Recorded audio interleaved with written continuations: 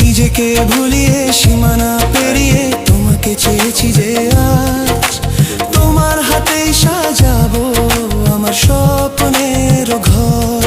আমি তোমার প্রেমে পড়ে দুনিয়া ভুলে গেছি।